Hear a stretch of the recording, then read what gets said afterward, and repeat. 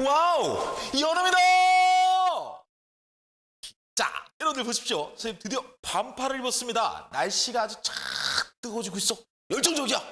그래서 선생님이 드디어 반팔을 입었습니다. 근데 자, 선생님이 촬영을 하는 이 교실은 조금 추워요. 추워요. 그래서 선생님이 지금 반팔을 입고 그냥 촬영을 할까 아니면 뭐라도 걸칠까 했는데 괜찮습니다. 오늘 배우는 건요. 아주 뜨끈뜨끈한 겁니다, 여러분들. 그래서 괜찮습니다. 버틸 수 있습니다. 자, 오늘 배우는 건요. 바로 뉴윈드 신바람. 신바람 박선생의 케미스트리 2. 우리는 프로다. 그 중에서도 여러분들 반응 엔탈피와 화학평형. 소제목 반응 핫 뜨거 뜨거 핫 뜨거 핫 뜨거. 요 파트를 배웁니다. 즉 열에 대해서 배웁니다. 열에 대해서 배운다는 건 어떤 의미일까요? 열, 에너지죠? 에너지에 대해서 배운다는 겁니다. 우리가 지금 하는 것은 화학입니다. 그렇죠? 물질, 원자, 이들의 행동에 대해서 지금 보고 있어요. 근데 에너지래요. 그러면 어떤 반응이 일어날 때 에너지의 변화가 어떻겠구나. 그런 것들을 알아보는 시간입니다. 그래서 조금 유식한 표현이 등장을 했죠. 바로 엔탈피입니다. 엔탈피. 자, 그래서 여러분들 이번 시간에 이제 처음으로 시작할 거는 바로 화학 반응과 열이고요. 그 화학 반응과 열에서 첫 번째가 엔탈피와 반응열입니다. 자, 엔탈피는 뭐고 반응열은 뭘까요? 사실은 같은 겁니다. 여러분들. 반응열이 엔탈피고요. 엔탈피가 반응열입니다. 근데 왜 굳이 구분할까요? 그거를 지금부터 이야기할 건데 얘기를 잘 들으시면 엔탈피가 반응열이네. 그러실 겁니다. 자, 먼저 엔탈피에 대해 설명할 때요. 우리가 개와 주의라는 것에 대해서 먼저 좀 생각을 해야 될 것 같아요. 자, 개라는 거, 시스템. 자, 우리가 관심을 갖는 부분입니다. 우리는요, 어떤 물질을 섞었어요. 그리고 반응을 시킵니다. 그러면 이 반응이 일어나는 이곳에 우리는 관심을 갖습니다. 맞죠? 자, 그래서 개는요, 반응이 직접 일어나는 영역. 바로 이 영역을 우리가 개라고 합니다. 그러면 개가 아닌 surroundings, 주위는 어떤 걸까요? 반응이 일어나는 이 영역이 아닌 지역, 그렇죠? 개를 제외한 모든 영역을 우리는 주위라고 합니다. 일반적으로 우리가 화학 실험이나 그런 것을 할 때 개와 주위의 개념을 본다면 당연히 주위가 개에 비해서 어마어마하게 큰 영역을 갖겠죠? 그래서 여러분들 좀 더 알기 쉽게 그림으로 준비했습니다. 자, 보시니까 어때요? 보니까 여기에 지금 둥근 바닥 플라스크가 있어요. 둥근 바닥 플라스크가 있는데요. 이 둥근 바닥 플라스크에서 반응이 일어날 겁니다. 그렇기 때문에 이곳을 개라고 하고요. 이 둥근 바닥 플라스크 안에 내부가 아닌 외부 지역들, 이 전부를 우리가 주위라고 표현하는 겁니다. 아시겠죠? 자, 아까 얘기했다시피 우리가 관심 갖는 건 어떤 영역이라고요? 반응이 일어나는 영역입니다. 그래서 반응물과 생성물이 존재하는 곳, 바로 개의 영역, 바로 이곳에 우리는 관심을 갖겠죠. 그렇죠? 그래서 이곳에서 에너지가 어떻게 되느냐, 어떻게 이동하느냐, 그 부분에 대해서 이야기를 나눌 겁니다. 자, 그러면 엔탈피와 반응열 본격적으로 한번 개념부터 봅시다. 엔탈피, 우리가요 표현을 대문자 H로 둡니다. 대문자 H 하면 수소가 딱 떠오르죠? 우리는요 지금 이제부터 원소기호가 아닌 엔탈피로서의 H에 대해서 배울 겁니다. 자, 엔탈피, 물질이 갖는 고유한 물질이 갖는 고유한 총 에너지라는 겁니다. 물질이 가만히 있어요. 그럼 에너지가 없는 걸까요? 아니죠. 물질 자체가 내포하고 있는 에너지는 있을 거예요. 그렇죠? 근데 물질이 움직일 만한, 운동할 만한 에너지가 없다는 것뿐이죠. 그렇죠? 가만히 있더라도 분명히 그들이 갖는 총 에너지는 있을 겁니다. 분명히 이들 안에 결합을 하고 그다음에 서로 반발력도 이겨내고 그러기 위해서 에너지가 필요할 테니까. 그죠? 자, 물질이 갖는 고유한 총 에너지를 우리가 엔탈피라고 하고요. 예로서 H2O의 엔탈피는요. H2O의 분자의 운동, 그다음에 전자의 운동, 핵의 에너지 이런 것들을 전부 다 포함한 에너지라고 합니다. 자, 만약에 물질이 가만히 있는다. 아까 선생님이 얘기한 것처럼 그럼 어떤 상태일까요? H2O의 엔탈피인데 H2O가 가만히 있어요. 그러면 분자의 운동은 빠진 나머지가 얘의 에너지가 되겠죠. 그렇죠? 어쨌든 여러분들 분자는요. 실제적으로 우리가 지금 있는 이 상태에서 이 온도에서는 가만히 있지 않을 겁니다. 그렇죠? 그래서 분자의 운동을 포함해서 고유한 총 에너지다. 그러면 지금 이야기했던 것 중에 약간 의구심이 드는 학생들도 있을 거예요. 그렇죠? 자, 지금 이 온도에서 그럼 온도가 바뀌면요. 그쵸? 그러면 또 에너지가 바뀌는 거잖아요. 그죠? 자, 여러분들 이겁니다. 기준을 정해놓을 거예요. 이 기준을요, 이제부터 25도씨 1기압으로 할 겁니다. 자, 아보가드로 법칙에서 STP, 표준 상태는 어떻게 했죠? 0도씨 1기압이었습니다. 자, 이제 우리는요, 25도씨 1기압으로 할 겁니다. 상온입니다. 상온. 자, 물질 자체의 엔탈피는 우리가 사실 알 수가 없습니다. 자, 만약에 예를 들어 볼까요? H2O가 아까 가만히 있다 그랬어요. 실제적으로 기준 상태에서 가만히 있지 않겠지만 가만히 있다고 가정해 보자고요. 가만히 있어요. 그럼 내가 봤을 때 쟤는 에너지가 없어요. 근데 에너지가 있을 거라고요. 그쵸? 야, 이상한 일이죠. 그죠? 우리가 사실 이렇게 봤을 때 이놈의 에너지를 정확하게 관찰할 수 없다는 얘기입니다. 하지만 H2O에서 H2와 O2로 나뉜다면 분명히 에너지 차이가 생기겠죠. 그렇죠? 즉 이겁니다. 얘네들의 고유한 에너지는 알 수 없지만 H2O가 H2O2보다 얼마만큼 에너지가 더 안정한지 그 차이는 알 수 있을 겁니다. 알겠죠? 우린 이제 이거를 측정하겠다는 거예요. 다행히 우리가 관심 있는 반응물에서 생성물에서의 엔탈피 차이, 엔탈피 변화는 알 수 있다는 겁니다. 예, 온도계나 그런 것들을 통해서 알 수 있습니다. 즉 엔탈피 변화량, 변화, 차이 이런 식으로 여러분들이 편한 대로 쓰시면 됩니다. 그 차이를 알 수 있기 때문에 우리가 어떻게 하죠? 지금 선생님이 이제 더워지고 있어 그래서 반팔 입고 나왔죠? 이제 곧 있으면 에어컨을 틀 거예요. 예, 그 차이를 알고 있기 때문에 흡열 반응을 이용하는 거죠. 흡열 반응. 그렇게 해서 온도를 낮추는 거, 주위의 온도를 낮추는 거. 그렇죠? 그다음에 겨울이 되면 난방에도 이용할 수 있고 결국엔 그 차이를 알기 때문에 우리가 이용을 할 수 있다는 게 되는 거죠. 자, 엔탈피의 변화가 있습니다. 엔탈피의 변화. 아까 얘기했었죠. 고유한 얘네가 갖고 있는 에너지를 정확히 알 수는 없지만 얘네가 반응했을 때 엔탈피 변화는 우리가 알 수 있다. 그렇죠? 우리가 이제부터 그거를요. 반응 엔탈피라고 얘기하는 겁니다. 반응 엔탈피. 반응이 일어날 때 엔탈피의 차이. 그걸 우리가 반응 엔탈피라고 하는 겁니다. 자, 반응물에서 생성물로 갈 때 이렇게 된대요. 근데 반응물이요. 100kJ이고요. 그 다음에 생성물이 200kJ랍니다. 얘네 가진 에너지가. 자, 그렇다면 엔탈피 차이 나오죠. 100kJ만큼 늘어난 거죠. 에너지가. 자, 두 번째의 경우는 어떻습니까? 마이너스 50kJ만큼 내려갔어요. 그렇죠? 자, 여기서 여러분들 주의할게요. 그냥 100, 마이너스 50 이렇게 적을 게 아니죠. 그렇죠? 100에서 200이 됐어요. 그럼 그 차이 100은 어떻게 된 거야? 어디서 끌어온 거죠. 그렇죠? 바로 흡열 반응입니다. 흡열 반응. 그리고요. 100에서 50으로 내려갔습니다. 그럼 그 에너지 차이만큼 어떻게 해요? 버린 거죠. 주위로 버린 겁니다. 우린 이거를 발열 반응이라고 하는 겁니다. 자, 엔탈피 차이에 의해서 흡열과 발열로 나누는 것도 이해가 되시죠?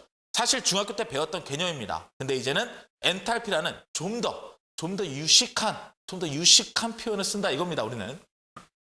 자, 그럼 여기서 봤을 때요. 여러분들 흡열은 보니까 양수가 나왔어요. 그리고 발열은 음수가 나왔을 겁니다. 아, 그럼 우리 또 하나 배워가죠. 그렇죠? 발열 반응은 음수, 흡열 반응은 양수구나. 즉 누구 입장입니까? 우리가 관심 있는 개의 입장에서 본다는 얘기입니다.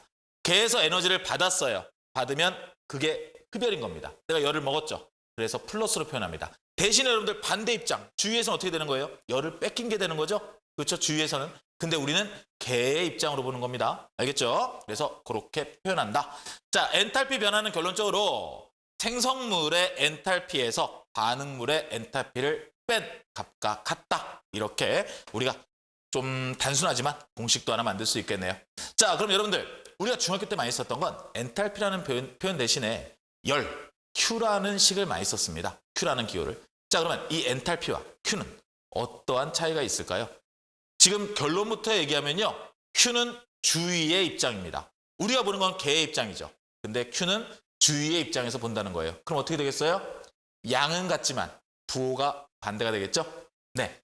누가 반응열일까? 이런 질문부터 시작을 하는데요. 네. 둘 다 반응열입니다. 양이 같잖아요. 그렇죠? 이 반응에 의해서 엔탈피 변화가 이만큼 일어났어요. 둘 다 양은 같다고요. 근데 반응만, 그 방향만 다른 거죠. 방향만, 보는 관점이 다르기 때문에. 어쨌든 둘 다 반응열이라고 표현하고요. 여러분들 발열 반응에서 개의 관점부터 한번 살펴보겠습니다. 보시면 열을 방출했어요. 열을 방출하면 나는 어떻게 된 거예요? 열을 뺏긴 거예요. 열을 뺏기면 이제 엔탈피는 0보다 크다 작다? 0보다 작다. 이렇게 표현이 되어야겠죠. 자, 주의의 관점에서는 어떻게 되는 겁니까? 주의의 관점에서는 열을 받았어요. 열을 받았기 때문에요. Q, 0보다 크다. 이렇게 표현이 되는 겁니다. 부호가 반대로 되는 거예요. 관점이 반대이기 때문에. 자, 결국 엔탈피와 Q의 관점이 다릅니다. 크기는 동일하고요. 부호는 반대. 이렇게 여러분이 필기를 하시면 나중에 봐도 알아보기 쉬울 것 같아요. 자, 이번엔 흡열 반응입니다. 흡열 반응은 발열 반응처럼 뭐 자세히 설명할 필요 없죠. 당연히 엔탈피는요. 열을 받았으니까 0보다 클 테고요. 주위의 입장에선 열을 뺏겼습니다. 걔에다 열을 줬어요. 그러니까 당연히 Q는 0보다 작다. 이렇게 표현이 될 겁니다. 결국 H를 묻느냐, Q를 묻느냐 그거에 따라서 여러분들 숫자는 같겠지만 앞에 부호가 반대가 되고 이거를 캐치 못하면 난감한 일이 발생하겠죠. 자, 어쨌든 여러분들 델타 H와 Q는요. 크기는 동일하고 부호는 반대이다. 이런 얘기를 했습니다. 그래서 발열 반응 같은 경우는 델타 H는 0보다 작고요. Q는 0보다 큽니다. 하지만 반대로 흡열 반응은 델타 H는 0보다 크고요. Q는 0보다 작다. 이렇게 우리가 결론을 내릴 수 있습니다. 자, 이제 열화학 반응식을 할 거예요. 자, 우리가 열화학자 한번 빼볼까요? 빼면 어떻게 돼요? 반응식이죠. 반응식은 우리 이미 전문가입니다. 그쵸? 반응식에 대해서는 이미 다 알아요. 단지 여러분들이 문제를 해석 못해서 그런 거지. 그지? 네, 반응식은 얼마든지 꾸밀 수 있습니다. 근데 이제 열화학 반응식이래요. 그럼 뭘까요?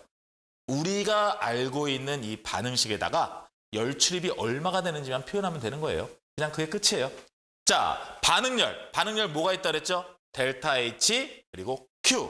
델타 H, Q. 두 개 다 반응열이라고 그랬습니다. 크기는 같고 부호가 반대. 자, 델타 H와 Q를 화학 반응식에 함께 나타내겠다는 겁니다. 여기 보니까요. 탄소와 산소가 만나서요. 이산화탄소를 만들었고요. 이때 394kJ에 해당하는 에너지를 방출했답니다.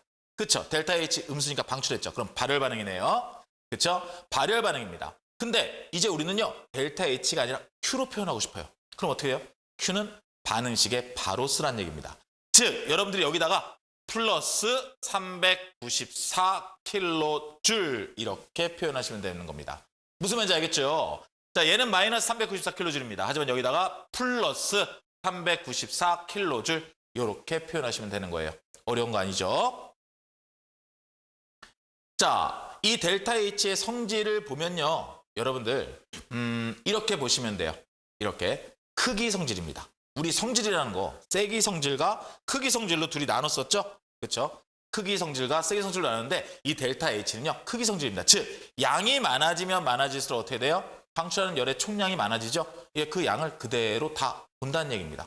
그래서 치료의 양에 의존하는 성질을 갖습니다. 치료의 양에 의존하는 성질. 선생님이 지금 빈칸에 대해서 계속 말로 하는데 다 충분히 받아 적을 수 있는 부분들이죠. 나중에 계산하거나 혹시 그러면 그때 칠판을 좀 사용하겠습니다. 자, 그래서요.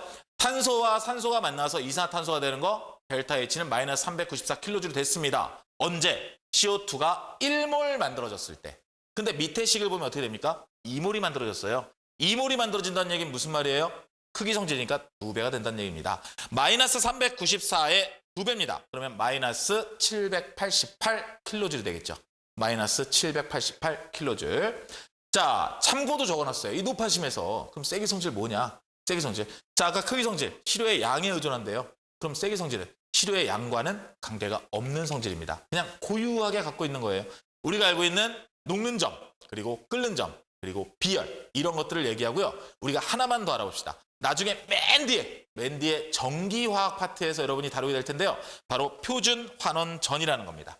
표준환원전이. 자, 이 표준환원전이 나중에 여러분들이요. 이거 세기 성질이라서 얘네 양과 관계가 없거든요. 근데 자꾸 양이랑 연결지으려고 그래요. 그래서 지금부터 여러분들이 좀 머릿속에 좀 인식을 시켜주면 좋겠습니다. 표준환원전입니다. 즉 환원이 되려는 성질이 누가 더 강하냐? 그걸 가지고 전기로 나타내는 거예요. 왜냐면 환원되는 거, 전자가 움직이는 거죠. 예, 그래서 전위, 전자의 움직임의 차이, 전위. 그렇죠? 그래서 전기가 흐르는 거, 그 얘기하는 겁니다. 예, 무슨 말인지 모르겠다고? 아, 괜찮아. 4단원 때 할 건데 뭐. 자, 표준환원전이라는 것도 세기 성질이라는 거, 그거 얘기하는 겁니다. 그거. 자, 역반응의 엔탈피예요. 자, 여러분들 생각해 봅시다. 과학이라는 거 공짜가 없다 그랬어요. 내가요 변신하는데 100이 필요해서 100을 받았어요. 그럼 다시 원래대로 돌아가려면 어떻게 해야 돼요? 100을 내놔야겠죠? 예, 그래서요. 정반응의 엔탈피와 크기는 같고 부호는 반대가 되는 겁니다. 그러면요. 역반응의 엔탈피는 어떤 수치와 같겠습니까? 정반응 때의 Q값과 같겠죠? 정반응 때의 Q값과 같을 겁니다. 근데 지금 선생님이요. 이제 좀 설명을 하다 보니까 이렇게 비교해서 하는데 그런 거 생각하지 말고 역반응은 그냥 부호가 반대다. 그렇게 생각하세요. 알겠죠? 자, 그 다음에 볼게요. 이제 반응열의 종류입니다, 여러분들. 반응열은 크게 5개로 우리가 이야기를 할 겁니다. 크게 5개로 이야기할 거고 그에 맞춰서 아주 간단하게 예제도 한번 해보면서 진행하도록 하겠습니다. 자, 일단 여러분들이 기준을 알아야 될 것 같아요. 왜냐? 아까 엔탈피는 크기 성질이라고 그랬죠. 그래서 양이 늘어나면 그만큼 늘어나요. 그렇기 때문에 우리가 기준을 먼저 정해놓고 해야 될 것 같습니다. 기준은 항상 몇 몰? 그렇지, 1몰입니다. 1몰. 기준은 항상 1몰로 합니다. 자, 생성열이에요. 생성열 뭐겠어? 당연하지. 뭔가 만들어질 때, 아까 CO2가 만들어지는 것처럼 만들어질 때의 엔탈피를 나타내는 게 바로 생성 엔탈피가 되겠죠? 예, 바로 제목에 직관적으로 나와요. 어렵지 않습니다, 여러분들. 여러분들이 배웠던 1단원에 비해서 2단원 이 부분은요. 훨씬 쉽게 다가갈 수 있어요. 그러니까 편하게 대신에 열심히 하기만 하면 됩니다. 가장 안정한 상태에서부터 시작해야 돼요. 왜 가장 안정한 상태에서부터 시작을 할까요? 우리요. 얘네가 원래 가지고 있던 고유한 에너지 모른다고요. 모르니까 어떻게 해야 돼요? 뭔가 기준을 정할 필요가 있어요. 0부터 시작할 기준이 필요해요. 근데 0의 에너지를 갖는 놈이 없어요. 그렇기 때문에 가장 안정하다고 생각되는 물질을 0으로 놓는 겁니다. 일단 차이만 볼 거니까. 그렇죠? 그래서 가장 안정한 상태의 물질을 볼 건데요. 우리가 정한 건 이겁니다. 가장 안정한 호던소 물질부터 호던소 또 이거 또 쓸 줄 모르는 놈들 있을래나. 우리 프로인데 호원소. 예. 호던소 물질로부터 물질이 몇 몰 만들어지는 거? 예. 1몰 만들어지는 거. 1몰 만들어지는 거. 이거 얘기하는 겁니다. 자, 호던소 물질 뭐예요? 호던소 물질. 원소 종류가 한 개인 거. 아까 여러분들 이산화탄소 만들 때 어떻게 했어요? C 플러스 O2였죠? C에 원소 종류 C 하나죠. O2에 원소 종류 O 하나죠. 이런 게 호던소 물질이죠. 예. 그래서 가장 안정한 호던소 물질로부터 물질 1몰이 생성될 때 엔탈피 변화. 이게 바로 생성 엔탈피가 되는 겁니다. 생성열이라고 부르는 거. 자, 그럼 이거 계산해 봅시다. H2 2분의 1 O2. 근데 선생님, 이 반응식에 2분의 1 쓰면 안 되죠. 정수 써야죠. 예, 맞아요. 근데 우리 어떻게 한다 그랬어요? 1몰이 만들어져야 되잖아요. 그래서 이렇게 쓰는 겁니다. 자, 1몰이 만들어질 때요. 이렇게 에너지 차이가 있답니다. 그럼 여기에서부터 여기 액체 물까지 만들어질 때 얼마 들겠어요? 285.8kJ이 낮아지겠죠. 그렇죠? 285.8kJ의 에너지만큼 낮아질 겁니다. 그리고요. 기체 상태로 가는 건 어떻게 돼요? 241.8kJ 나와 있죠. 결국 얘가요. 물로 갈 때는 어떻게 되는 거예요? 이 상태에서 기체로 바뀌고 그다음에 기체가 다시 액체로 바뀌는 거. 요거를 다 포함한 값을 적어주시면 호던소 물질에서부터 물이 만들어지는 물 1몰이 만들어지는 에너지 값을 구할 수 있는 거고요. 여기서 마찬가지로 선생님이 계속 지금 반복돼서 얘기하는 게 뭐냐면요. 여러분들 그겁니다. 문제에 나오는 거 잘 봐야 돼요. 자, 요 상태가 될 수도 있습니다. 왜? 수증기를 만든다면 그때는 241.8kJ이 되는 거예요. 알겠죠? 예, 그런 거 구분하셔야 됩니다. 상태. 가장 안정한 호던소 물질의 표준 생성열을 우리가 몇 추로 정하자고 그랬어요. 얘네 가진 고유 에너지 모른다고요. 그래서 0으로 정하자고요. 알겠죠? 0으로 정하고 기준으로 정한다는 얘기입니다. 0으로 정하고 그리고 기준으로 정한다는 얘기예요. 자, 그래서요. 우리가 이렇게 표현하거든요. 표준 생성열, 호던소 물질의 표준 생성열을 이렇게 표시하는데요. 이 값을 0으로 정하겠다는 겁니다. 0. 그러면 이때 저 기호는 뭐냐? 위에 보면요. 여기 온도 나타낼 때 도도 있고요. 여기 포메이션, 그것도 있습니다. 자, 이게 무슨 말이냐면요. 이겁니다. 도는 25도씨, 1기압을 얘기하는 겁니다. 즉, 표준 상태예요. 그걸 얘기하는 겁니다. 지금 이게 표준 상태입니다. 그걸 나타내는 거예요. 그래서 25도씨 1기압에서요. 얘는요. 0입니다. 이렇게 표현하는 겁니다. 아시겠죠? 여러분이 이 표현을 많이 쓸 일은 없습니다. 근데 알고는 있어야지. 그죠? 자, 1과 1을 하면 3을 구할 수 있다. 1기준에서요. 뭐가 될 때예요? H2O. 1은요. H2O인데 어떤 H2O? 가스죠. 수증기입니다. H2OG가 될 때. H2O 가스 상태. 표시 잘하세요. 여러분들 상태 표시 할 줄 알죠? 여기 써 있는 대로 H2O 해놓고 가로치고 G. H2OG가 될 때 엔탈피 변화입니다. 그리고요. 2번 같은 경우는 어떤 거예요? H2OG에서 H2OL이 될 때, 즉 물이 될 때, 그렇죠? 액체가 될 때의 엔탈피 변화를 나타내는 겁니다. 그래서 H2O G의 생성력, 그렇지? 여기에서 이런 데서 이제 헷갈린다고. 241.8이죠? 이거는 가스니까, 그렇죠? 수증기니까 241.8이다. 이런 거. 자, 241.8인데요. 우리가 주의할 게 있어요. 지금 그냥 적으면 안 될 것 같아. 왜? 내려간 거죠. 얘가 만들어졌으니까. 최종 생성물 이거잖아요. 그럼 내려갔어요. 그럼 어떻게 해야 돼요? 마이너스 241.8입니다. 흡열, 발열? 발열 반응인 거예요. 알겠죠? 마이너스 241.8 킬로줄이다. 뭐 정확하게 표현한다면 마이너스 241.8 킬로줄 퍼 몰. 이렇게 표현하면 되겠죠. 자, 그래서 몇 가지의 예시들을 가져왔어요. 호돈소 물질이 기준이고요. 생성 엔탈피는 0으로 우리가 잡는다 그랬습니다. 그래서 이해했어요. 근데 보니까요. 여기 산소에서 봤을 때요. O2만 0이고 나머지는 0이 아닙니다. 자, 아까 우리가 얘기했던 건 뭐였어요? 가장 안정한 상태의 호돈소 물질이라고 그랬죠. 그렇죠? O2에 비해서 O3나 O는 안정하지 않습니다. 그래서 O2를 0으로 놓고요. O2를 0으로 했을 때 그 차이들이 얘네 엔탈피가 되는 거예요. 그 차이들이. 마찬가지로 탄소도 그렇습니다. 여기 탄소도 마찬가지. 이렇게 돼 있죠. 가장 안정한 호돈소 물질. 이렇게. 자, 그러면 여러분들 여기서 봤을 때 표준 생성 엔탈피를 쫙 봤어요. 그러면 여기서 봤을 때 여러분들 지금 우리가 봤을 때는 누가 지금 열을 가장 많이 방출하는 거예요?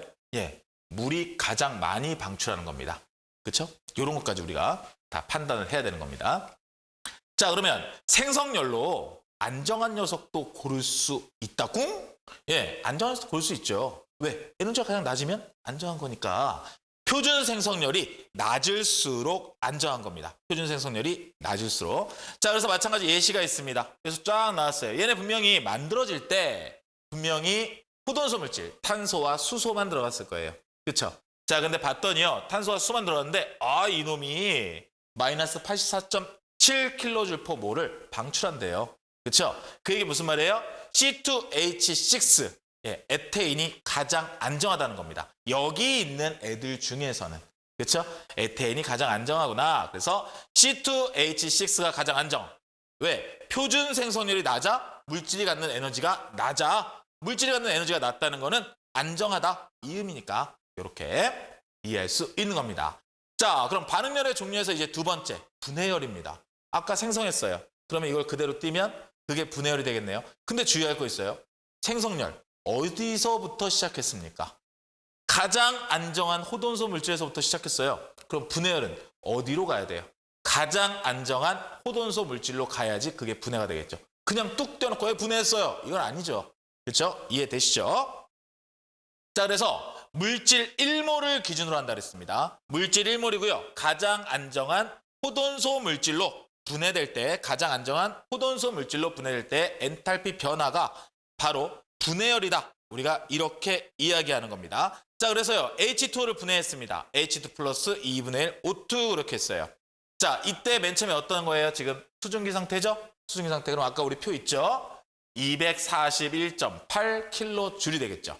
자, 이때는요. 열을 흡수하겠죠? 그러니까 플러스 241.8 킬로줄. 이렇게 표시하면 되겠죠. 봤더니 생성열과 크기는 동일합니다. 하지만 부호가 반대이다. 이렇게까지 결론 지면 될 것 같아요. 자, 이번엔 연소열입니다. 연소 뭐예요?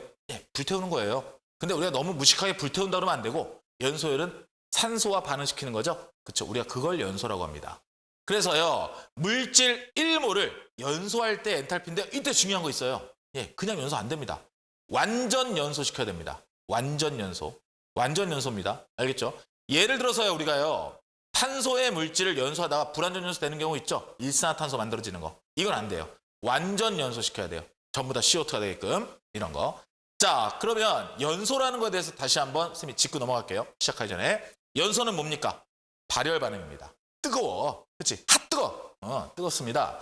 발열 반응이에요. 그럼 엔탈피는 항상 어떻게 되겠어요? 항상 0보다 작습니다. 연소 반응은요. 항상 엔탈피가 마이너스의 값을 갖는 겁니다. 그게 연소 반응이에요. 왜냐면 항상 발열 반응이기 때문에.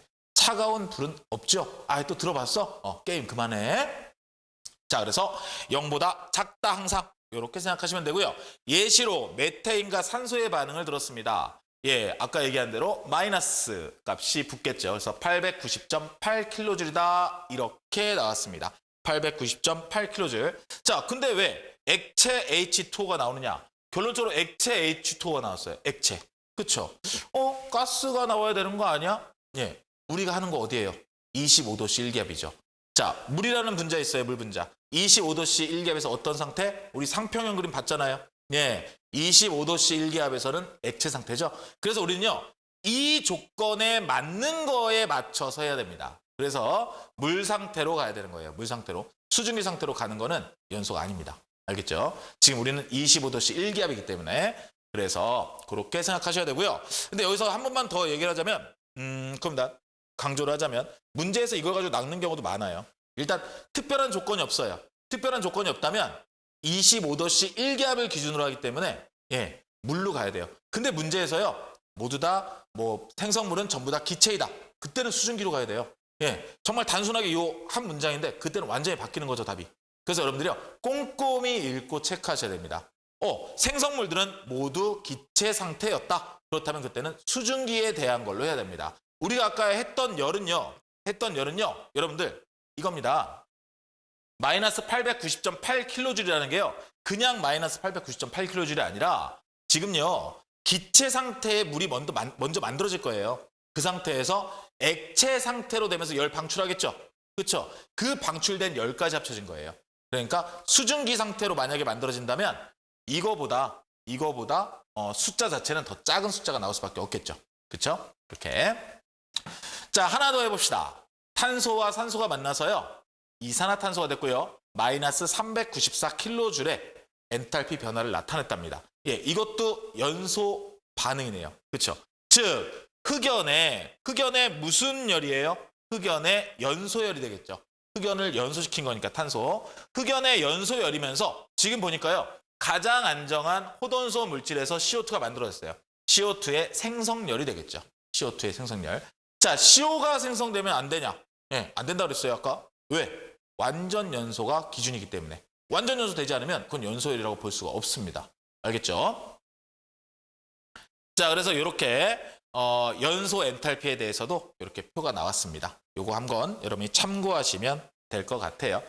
자, 근데 봤더니 지금 흑연의 연소율이 다르다네요. 예, 아까 우리 마이너스 394인데 마이너스 393.5. 너무 디테일하게 가지 마. 알겠지? 문제에서 주어진 대로 하시면 됩니다. 문제에서 주어진 대로. 실제로 여러분들 책마다 달라요. 그리고 이따 중화열에 대해서도 할 건데요. 중화열이 선생님이 설명하는 것과 다른 책에서 또 얘기하는 게 다릅니다. 그것도 설명할 거예요. 그래서 주어진 걸 보고 하셔야 됩니다. 주어진 걸 보고. 이거 수치들 어차피 외우는 거 아니죠? 그렇죠? 자, 이제 생성열과 연소열 좀 구분을 하잖아요. 나 이런 거 구분하는 거 되게 싫은데. 예. 어쨌든 여러분을 위해서 한번 구분을 해봅시다. 자, 여기다가 1부터 선생님이 좀 적을게요. 1, 2, 3, 4, 5, 6. 식을 적진 않고 여러분들이 헷갈릴 수 있으니까 이렇게 좀 적어보도록 하겠습니다. 3은 또 2개네요. 자, 그 다음에 5, 6 이렇게 되어 있습니다. 자, 첫 번째 거 볼까요? 예, 수소와 산소가 만나서 물 만들었어. 물의 생성열이야? 막 흥분했어. 근데 아니지. 왜? 1몰 기준인데 물이 2개 만들어졌죠? 그럼 이거는 그냥 반응열인데 이게 어떤 반응열인지 우리는 하지 않았습니다. 그렇죠? 이거를 뭐 수소의 연소열이라고 할 수도 없어요. 1몰이 아니니까. 그렇죠? 그래서 일단 델타 H1은 여러분들 잠깐 빈칸으로 남겨둡시다. 또 열심히 적으려고 막 기다리고 있었지. 네. 빈칸으로 잠깐 남겨두고요. 두 번째 거부터 보자고요. 두 번째 드디어 나왔네요. 예, H2 플러스 2분의 1 O2에서 H2O 가스가 하나 생겼습니다. 그러면요, H2O 수증기의 생성열이라고 볼 수 있겠네요. 즉 델타 H2는 H2O 수증기의 생성열이다. 이렇게 우리가 판단할 수 있겠습니다. 생성열. 그렇죠? 이렇게. 자, H2O 수증기의 생성열이고 첫 번째 거 봤을 때는 얘는 물이 만들어진대요. 그러니까 이놈하고는 또 엮기도 힘드네. 그치? 얘는 수증기가 만들어진 거니까. 근데 세 번째 때 나왔네요. H2가 2분의 1 O2와 만나서 이제는 물을 만든답니다. 수증기가 아니고. 그러면 델타 H3는 H2O 액체의 생성열. 자, 25도씨 일기압 기준입니다. 25도씨 일기압 기준에서 물은요, 수증기가 아닌, H2O는 수증기가 아닌 물로 존재한다 그랬죠? 근데 지금 물로 나왔어요. 그럼 이거는 다른 말로 어떻게 될까요? 수소의 연소열도 되겠죠. 그렇죠? 수소의 연소열도 될 겁니다. 자, 그래서 선생님이 요거 그냥 큰 그림을 그렸어야 되는데 내 큰 그림을 잘 못 그려. 이 사람이 말이야 야망이 없어. 야망이. 큰 그림을 그릴 줄 몰라가지고. 자, 그래서 그대로 또 쓰면요. 이렇게도 쓸 수 있겠죠. H2 이 연소열이다. 이렇게도 우리가 표현할 수 있을 것 같아요. 그리고 1번의 델타 H1 같은 경우는요. 이 H2O 물의 생성열에 지금 2배인 거죠. 그렇죠. 그래서 2배이다. 누구의? 델타 H3에. 이렇게도 표현해도 될 것 같아요. 그렇죠. 항상 찜찜했는데 1번이 해결이 됐네요. 자, 4번 봅시다. 일산화탄소가 산소와 만나서 이산화탄소가 됐어요. 하지만 얘는 가장 안정한 호돈소 물질은 아니었죠. 그렇기 때문에 이산화탄소의 생성열이라고 보기는 어려울 것 같아요. 즉 일산화탄소의 연소열이다. 이렇게 판단해야 될 것 같습니다. 그래서 델타 H4는 그렇죠? 델타 H4 CO의 연소열이다. 이렇게 표현할 수 있을 것 같아요. 자, 5번 볼까요? 탄소가요, 산소랑 만났습니다. 탄소가 산소랑 만나서요, CO를 만들었습니다, 지금. CO를 만들었어요. 이거는 일단은 탄소의 연소열이라고 볼 수 없을 것 같아. 왜냐면 불완전 연소한 거죠. 그렇죠? 그렇기 때문에 연소열이라고 볼 수는 없을 것 같고요. 여러분들, 이거는 일산화탄소의 생성열이다. 이렇게까지 판단할 수 있을 것 같아요. 자, 5번. 델타 H5는 일산화탄소의 생성열이다. 이렇게 판단할 수 있을 겁니다. 이제 슬슬 글씨가 올라가기 시작하죠. 내가 키가 커서. 내가 또 아주 그냥 몸매가, 그지? 자, 6번입니다. 탄소가 산소랑 만나서요. 드디어 이산화탄소 만들었습니다. 자, 느낌 오시죠? 델타 H6. 여기 앉아서 적을게요. 나 글씨 내려가는 게 나중에 너무 보기 싫은데 항상 내려가. 자, 그래서 얘는요. CO2 이 생성열이 되겠죠. CO2의 생성열이 될 테고, 그리고 탄소 흑연의 연소열도 되겠죠. 그렇죠? 이렇게 표현이 될 수 있습니다. 이렇게.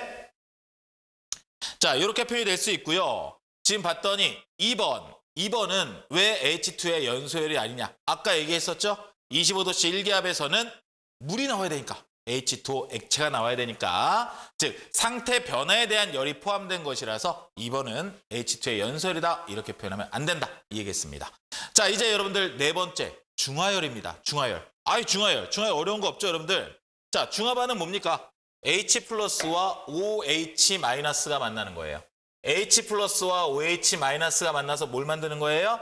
H2O를 만드는 겁니다. 그거 너무 당연한 거니까 칠판에 적진 않을게요. 자, H 플러스와 OH 마이너스가 만나서 H2O 만드는 거. 우린 그거를요, 중화 반응이라고 얘기하고요. 이때 H 플러스는 산으로부터 나오는 거고요. OH 마이너스는 염기로부터 나오는 겁니다. 그래서 우리는 산염기 반응을 중화 반응이다. 이렇게 얘기합니다. 산과 염기가 반응하여 H2O 생성. 이렇게 생각하시면 됩니다. 물 생성. 자, 그러면 마찬가지로 기준을 정해야 돼요. 물을 몇 몰 만들 때 엔탈피냐? 1몰 만들 때입니다. 1몰. H 플러스와 OH 마이너스. H 플러스와 OH 마이너스는 호돈수 물질 아니죠? 얘네 이온이죠. 그렇죠? 다른 겁니다. 그래서 여러분들, 그럼 물 만들 때 그 물의 생성량을 집어넣으면 되는 거 아니에요? 이거 아니에요. 그렇죠? 다를 겁니다. 그래서 물을 1몰 생성할 때에 델타 H 값을 보시는데요. 여기 보시는 바와 같이 마이너스 55.8kJ입니다. 산염기의 종류는 상관없습니다. 왜? 반응은 항상 H 플러스 플러스 OH 마이너스 해서 H2 똑같으니까요. 그래서 항상 항상 마이너스 55.8입니다. 마이너스 55.8. 근데 아까 얘기했었죠. 다른 책에선 다르게 적기도 한다고요. 적히기도. 그래서 여러분이 그 문제에 맞는 걸 봐야 돼요. 거기 적혀 있는 거를 문제에서 제시해 줄 겁니다. 그래서 다른 책에 뭐라고 적혀 있냐면요. 중하열이요. 중하열이 지금 선생님이 적은 건 마이너스 55.8입니다. 근데 다른 책에서는요. 이렇게도 적어요. 마이너스 57.7 이렇게. 단위는 생략했습니다. 킬로, 줄, 포, 멀. 자, 그러면요. 황산 볼까요? 황산. 황산식이 어떻게 돼요? H2SO4네요. 수소가 2개 있어요. 그러면 H2SO4인 황산은 물이 2개 만들어지니까 2배냐? 아니요. 우리가 얘기하는 건 뭐예요? H 플러스와 OH 마이너스 만난 거 얘기하는 거잖아요. 그렇죠? 그렇기 때문에 기준이 항상 1몰 얘기하는 겁니다. 기준은 항상 1몰. 기준이 항상 1몰이니까 물이 1몰 만들어지는 거니까 얘는요. 마이너스 55.8kJ인 겁니다. 그냥. 알겠죠? 자, 이제 5번째 용해열입니다. 용해열 뭐예요? 녹는 거 얘기하는 거죠? 용질 몇 몰? 그치. 용질 1몰이요. 다량의 물에. 왜 다량의 물일까요? 물이 조금 있으면 1몰이 채 안 녹잖아. 그래서 1몰이 충분히 녹을 수 있는 양. 예, 1몰이 녹고도 남을 정도의 양의 물을 얘기하는 겁니다. 자, 다량의 물에 용해될 때 엔탈피 변화를 우리가 용해열이다 이렇게 얘기하는 겁니다. 다량의 물에 용해될 때. 자, 여기서 보시는 바와 같이요. 지금 봤더니 열을 방출한대요. 수소나트륨은. 그리고 NaCl은 열을 흡수한답니다. 지금. 자, 근데 여러분들이요. 좀 이건 알았으면 좋겠어요. 지금 이렇게 경우도 있지만요. 대부분 고체의 용해는요. 흡열입니다. 흡열. 우리가 물을 뜨겁게 만들면 만들수록 잘 녹죠. 물질들이. 그렇죠? 흡열적 용해입니다. 흡열적 용해. 근데 이제 이렇게 열을 방출하는 애들도 있다. 발열 반응인 애들도 있긴 있다. 근데 대부분은 흡열적이다. 이렇게 생각하시면 됩니다. 자, 이번에는요. HCl, 염산 기체입니다. 염산이요. 이제 염산 수용이 되는 거고요. 황산이요. 황산 수용이 됩니다. 봤더니요. 둘 다 발열 반응입니다. 즉, 대부분 기체나 액체의 용해는요. 발열적 용해입니다. 여러분들 그래서 그 탄산 음료 있잖아요. 이거 데피면 이산화탄소 막 나가죠. 그렇죠? 왜냐면은 온도가 높으면 잘 안 녹으니까. 왜냐면 발열 반응이었으니까 녹을 때. 그렇죠? 그거 누구나 알죠? 그래서 대부분 기체나 액체의 용해는 발열적 용해다. 이렇게 이해하시면 될 것 같아요. 자, 이제 비열과 연료량입니다. 예, 비열과 연료량. 자, 오늘 여기서 일단 우리가 간이 열량계, 그리고 봄배 열량계 알죠? 봄배 열량계, 통열량계. 예, 그 두 부분에 대해서 좀 이야기를 하면서 오늘 요번 시간 마칠 겁니다. 요번 시간 마치고 다음 시간에는 이제 헤스의 법칙. 이름 또 간지난다. 그지? 근데 별거 없어요. 자, 헤스의 법칙 하면서 여기 첫 번째 엔탈피 요 파트는 끝낼 거예요. 자, 어쨌든 이제 발음열인데요. 비열과 연료량을 우리가 좀 구분을 해야 될 것 같아요. 비열이라는 건 어떤 물질 1g입니다. 기준이 1g을 1도씨 올리는데 필요한 열량이에요. 1g을 1도씨. 그러면 그람수가 많았다면 그람수로 나눠줘야 되고 온도 변화가 컸다면 온도 변화로 나눠줘야지 1g 1도씨가 나옵니다. 그렇죠? 자, 연료량은 어떻게 되는 겁니까? 어떤 물질을 1도씨 올리는 거예요. 질량은 관계없어요. 질량은. 즉 얘는요. 나중에 나온 값에다가 온도 변화만 나눠주면 1도씨 올리는 값이 나오겠죠. 그렇죠? 요거 차이 아셔야 돼요. 요거 차이. 그래서 우리가 열량을 Q라고 합니다. 이 열량 Q는요. 우리가 어떻게 얘기하죠? 공식으로 CMT 이렇게 얘기합니다. 자, 우리는 지금 비열과 연료량을 했어요. 열량은 있는 그대로 전체 값이죠? 그렇죠? 전체 값입니다. 자, 이때 C라는 거 이게 비열입니다. 그리고 M은 질량이고요. 그리고 델타 T는 온도 변화예요. 시간 변화 아닙니다. 온도 변화. 예, 지금 화투 수업하면서 이게 시간 변화 아닙니다. 이렇게 막 지적하는 내 자신이 너무 한심하다. 근데 니네가 그래. 예, 흥분하면 안 되지. 자, 그래서 여러분들 열량이라는 건 이렇게 돼요. 그러면 연료량은 어떻게 될까요? 연료량은 아까 뭐라 그랬어요? 연료량은 1도씨 올리는 데 필요한 거라 그랬죠? 그러니까 온도 변화가 있으면 안 돼요. 그냥 온도 변화는 무조건 1이어야 되는 겁니다. 그래서 CM으로 표현해요. CM으로. 이렇게 표현한다는 거. 이렇게. 자, 그럼 선생님 비열은요? 비열 여기 있잖아. C가 비열이라고. 알겠죠? 자, 요거 외울 때 우리가 시멘트 막 그러죠. 그냥 CMT로 외워. 그게 어렵냐? 그지? 굳이 시멘트 해가지고 막 답 쓸 때 Q는 시멘트 그렇게 적지 말고 알겠죠? 자, CMT. 자, 물 100g의 온도가요. 5도씨 올랐습니다. 그럼 물이 받은 열량은 그랬어요. 자, 열량 하려면 우리가 에너지를 해야 되는데요. 우리 중학교 때 칼로리라는 말 많이 썼어요. 칼로리. 근데 칼로리는 고등학교 때 그렇게 많이 쓰지 않습니다. 그래서 1칼로리 4.2줄입니다. 4.2줄. 자, 4.2줄. 그거 생각하시면 돼요. 그래서 물 100g의 온도가 5도씨 올랐습니다. 물의 비열은 4.2줄 퍼 그램 도씨입니다. 4.2줄 퍼 그램 도씨. 자, 그러면 어떻게 돼요? 물의 비열 C 4.2 곱하기 단위는 생략합니다. 자, 그 다음에 물 100g이에요. 물 100. 그 다음에 곱하기 온도 변화 5. 이렇게 표현하면 되는 거예요. 자, 이렇게 표현하면요. 계산 안 했어. 요 10까지 만들었어. 니나 계산해. 자, 이렇게 했는데 중요한 게 그거죠, 여러분들. 얘네 지금 뭐예요? 얘네 지금 우리가 단위 자체를 그램으로 놨습니다. 그리고 도시로 놨어요. 그리고 줄로 놨습니다. 알겠죠? 그거 잘 판단하시면 돼요. 그렇게 해서 저희 약분하면 어떻게 돼요? 여기에 줄만 남겠죠? 줄만. 열량, 줄이 남는 겁니다. 근데 만약에 이놈이 킬로그램이에요. 킬로그램이면 여러분들 단위 변환해야 되겠죠? 그렇죠? 그런 거.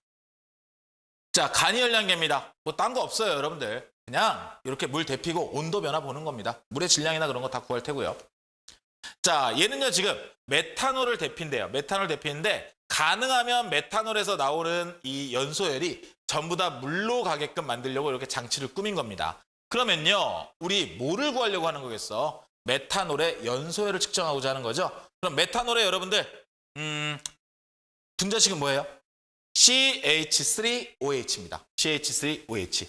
이런 것도 또 써줘야지 또, 그지? 자, MTOH. 이거 메탄올입니다. 자, 요놈의 분자량은요, 분자식은 CH3OH입니다. CH3OH고요. 이놈의 연소열을 측정하겠다는 거예요. 연소열. 자, 발생한 열은 모두 다 누가 흡수해야 되는 거예요? 이론적으로 물이 흡수해야 되는 겁니다. 근데 실제 그러진 않겠죠? 그렇죠? 그래서 오차는 있습니다. 그래서 간이 열량계예요.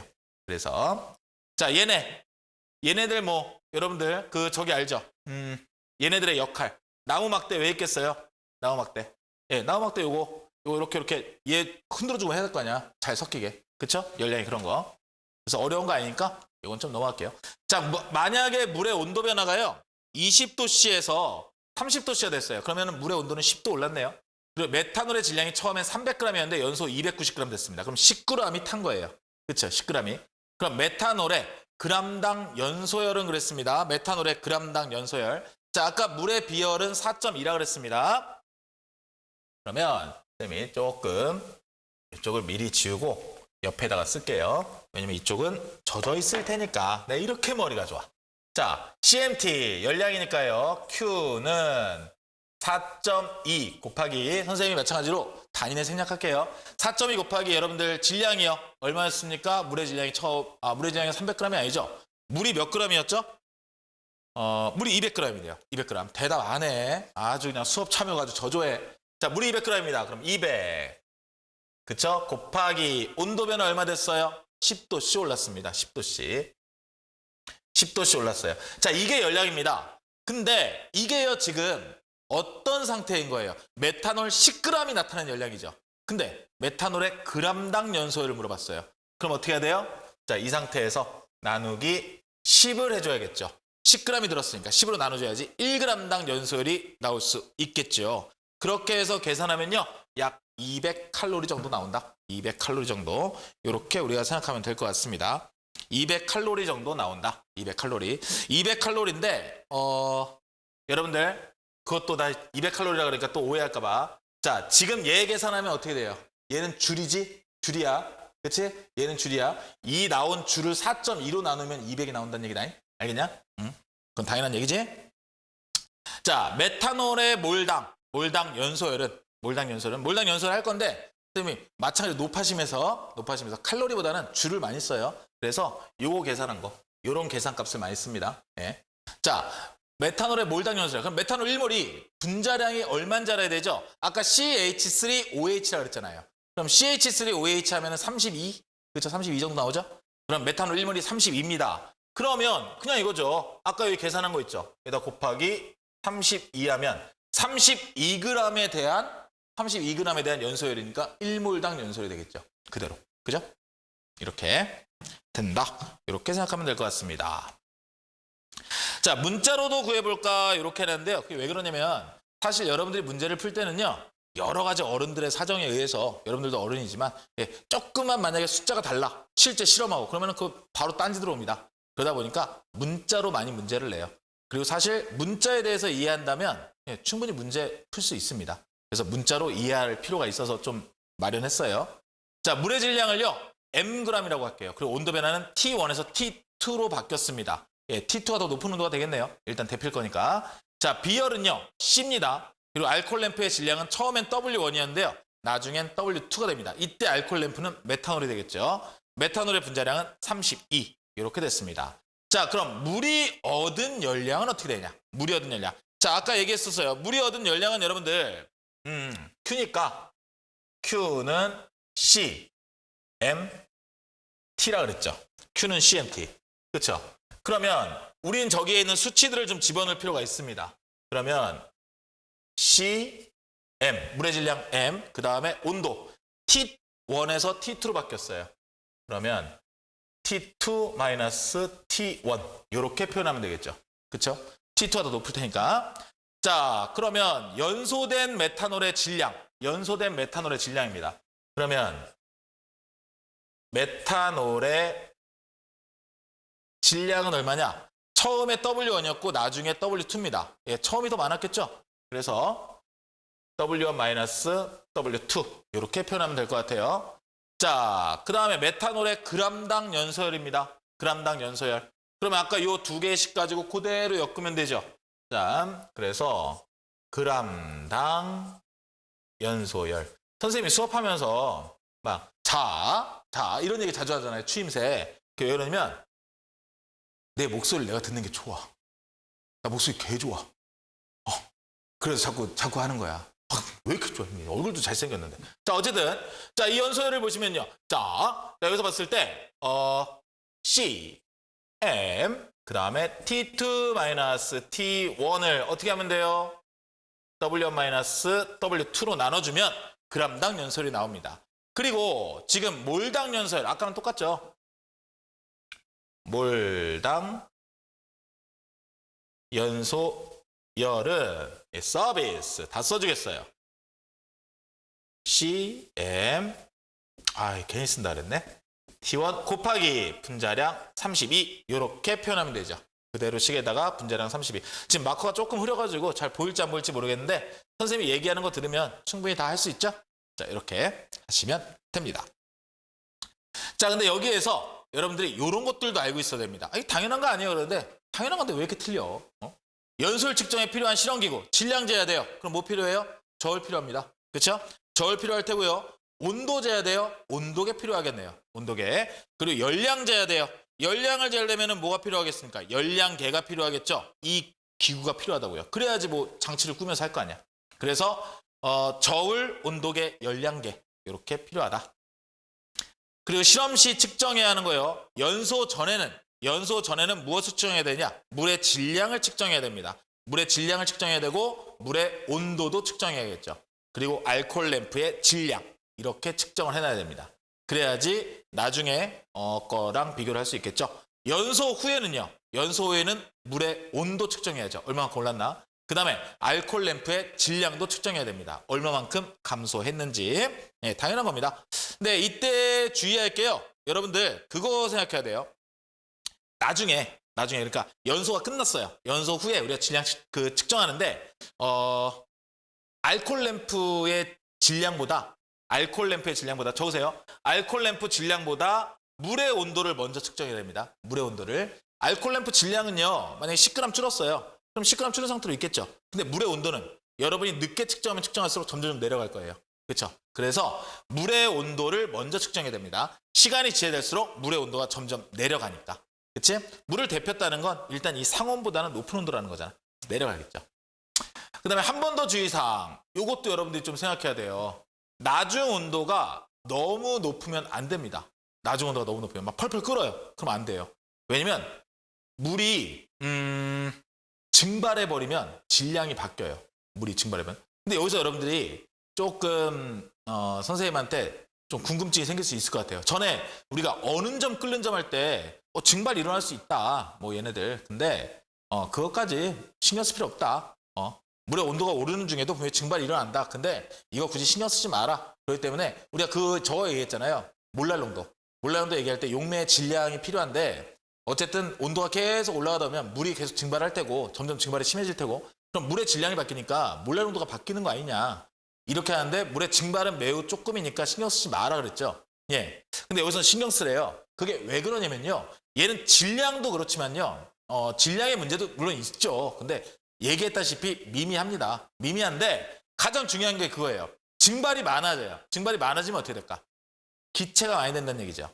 기체가 많이 되면요. 얘네가요. 열을 흡수합니다. 기체가 되면서. 아시죠? 액체에서 기화되면서 열을 흡수해버려요. 열을 흡수해서 기체가 되는 거잖아요.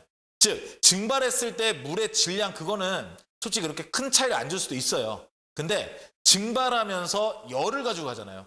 열을 가지고 가니까 원래 우리가 얘기했던 그 정확한 열량을 측정하는데 굉장히 오차를 만들게 되죠. 그래서 너무 온도가 높으면 안 됩니다. 아시겠죠?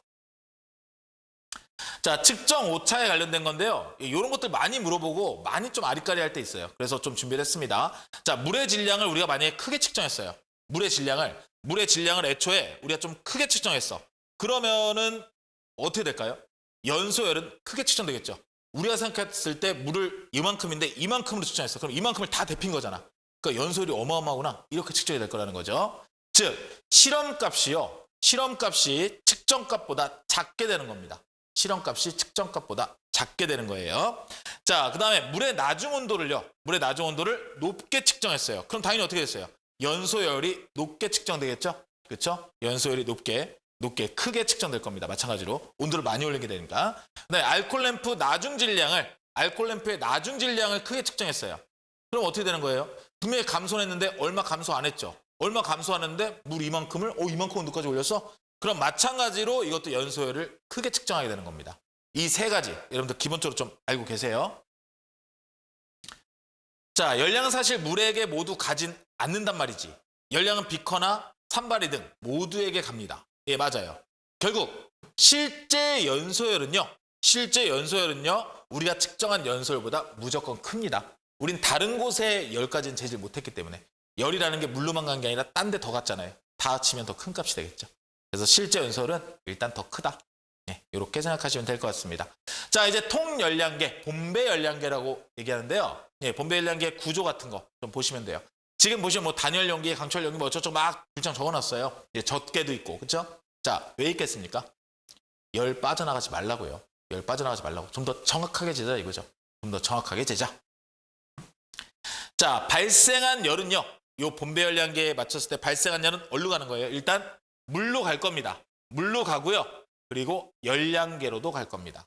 그렇죠? 물로 가고 열량계로 갈 거예요. 그래서 발생한 열은 물과 열량계에서 모두 흡수한다고 가정하는 거예요. 근데 실제 100% 다 열량계에서도 흡수하지 못합니다. 분명히 더 세요 또 여기서.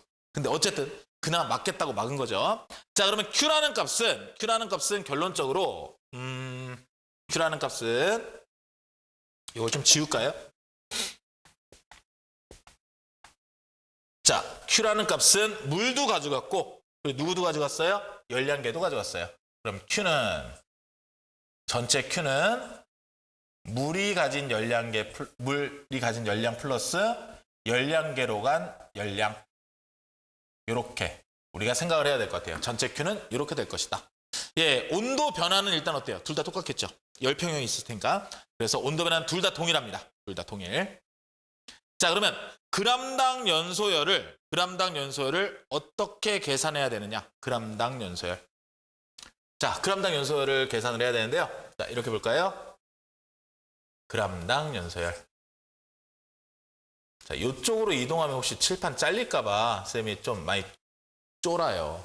네, 그래서 어쨌든 나도 모니터를 앞에 두고 하긴 하거든요. 근데 또 이쪽으로 더 이렇게 쭉 실을 길게 쓰면은 안 잘려요. 안 잘리는데 보세요. 네, 내가 잘려요. 나 그거 싫거든. 난 내 얼굴 보여줘야 되거든.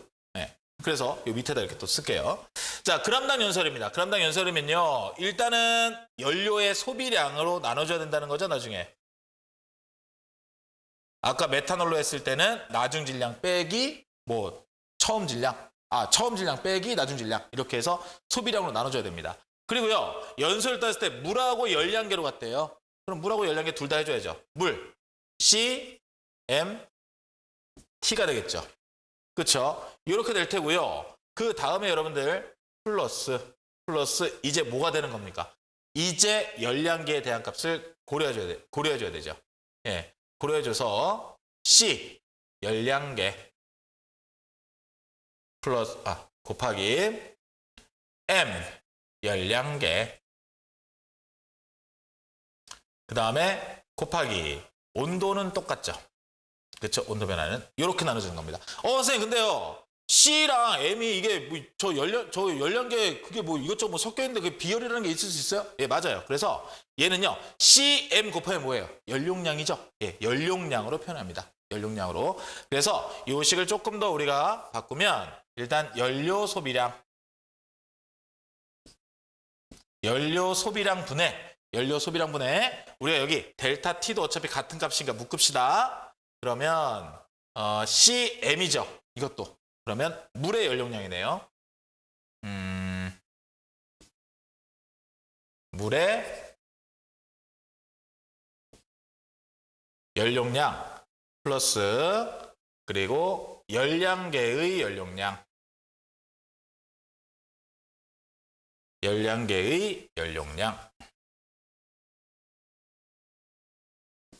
자, 이렇게 해서 델타 T 이렇게 식을 쓸 수 있는 거죠.